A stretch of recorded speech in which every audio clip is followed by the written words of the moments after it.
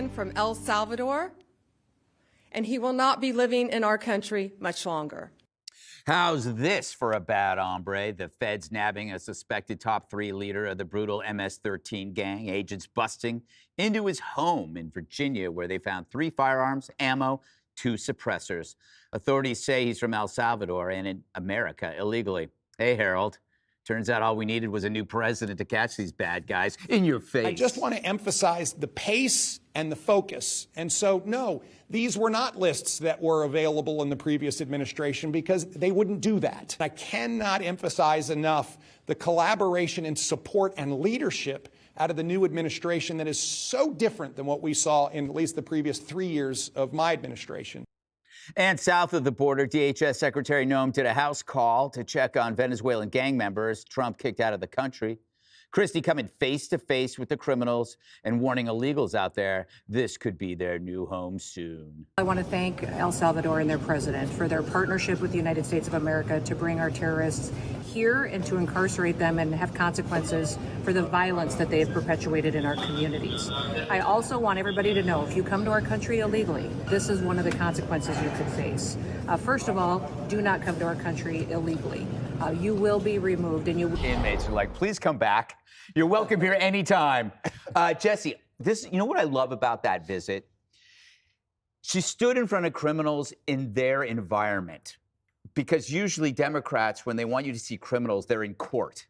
Freshly bought shirt, clip-on tie, makeup over their teardrop tattoos, you know, more as the, remorseful suspect rather than in their own, soup of crime. So this is a PR game for the people illegals here. So if you're an illegal and you're a criminal, that's where they're going to send you. Exactly. So she's basically saying you want your head shaved, you want handcuffs, you want to sit a jail cell with 90 bad hombres.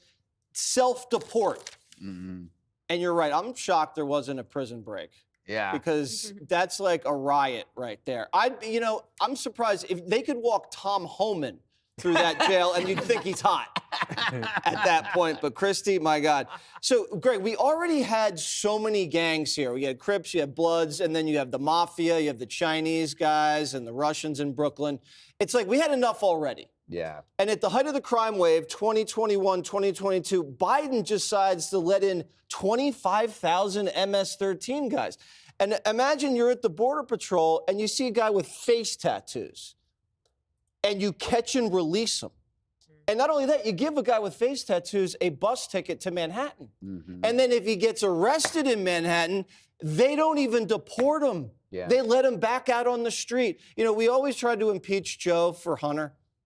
They should have impeached him for the border. Yeah. Because that's really an impeachable offense. And they had all these FBI guys running around going after these Jan 6ers. Why? You should have been going after these guys. And what a waste of time because Trump pardoned them all. So it's great to see these guys going after real crime. And that's what we need to get back to. Judge, in a rare show of intelligence, Jesse makes a good point. Don't you love how Democrats only care about vetting criminals when they're leaving? Yeah, on their way out. Not when they're coming in. Right, on their way out. You're absolutely right. In fact, I had an appointment today somewhere, and it doesn't matter where, but the person started crying. She was so worried that we were deporting people who maybe shouldn't be deported.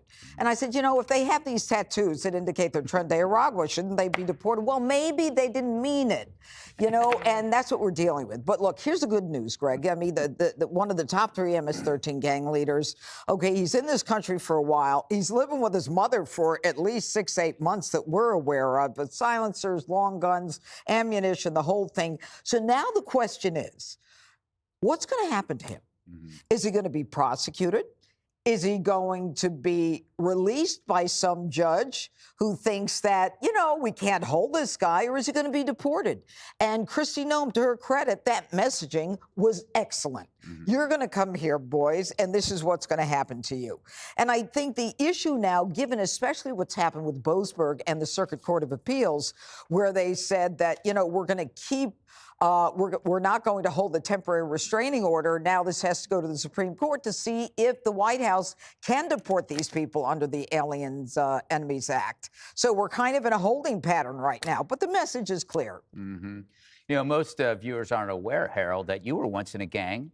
And we've actually have makeup applied over your teardrop tattoos. So you're a little biased here. But how soon before your Dem allies demand we respect the right to due process for this character? It's good to be back around the table and good to know you have not lost your sense of humor or fastball. I couldn't agree more with what's already been said. If President Biden and his team had focused more on the border, Jesse, I think you're right. Not only would it have been redounded to their benefit politically, as the judges noted, it would have been a good thing for the country. I hope they prosecute these guys. I hope they convict these guys, and I hope they send them to that jail. Because I think we need to have in our records here that these guys are that, whether they try to come back into the country or not. I salute the president and salute this prosecutorial team and Ms. Bondi and what they've been able to accomplish here. Now, as it relates to some of the other things we're conflating here with sending these gang members back to Venezuela, I support that too. We should follow the law and do it. As I said before, sentimentally, the country is with President Trump, though. If we don't follow every bit of it, you're right. People are going to want these guys out. And the problem is if you round up 50 of them and 3 of them are Americans and didn't do anything, if that's your cousin or your brother or your sister or someone, I think people may have an issue with it. But all that being said, I salute what Ms. Bondi and her team has done in capturing and arresting this MS-13 leader. And God bless them going to get the rest of them. Dana, you know, it's interesting because it's easy for us to target Democrats for what they haven't done, because it's legit, even Harold admitted, but they will target Republicans for how they've done it. Right. Because the aim is unquestionably correct. Well, I also think, though, that we don't talk enough about what they did and the effects of it. So you have Governor Youngkin, who said, I can't tell you the difference that it's made. He said he had been trying to get after this guy for 3 years. The Biden administration was unresponsive. Here we have within the first 3 months, the top guy is nabbed. And why does that matter? I don't think we've also done enough to explain that once all of these illegals got into the country, they spread out everywhere. That's what gangs do, take over territory. And the violence that they commit is terrible. But one thing that's really interesting, a lot of it is aimed towards women.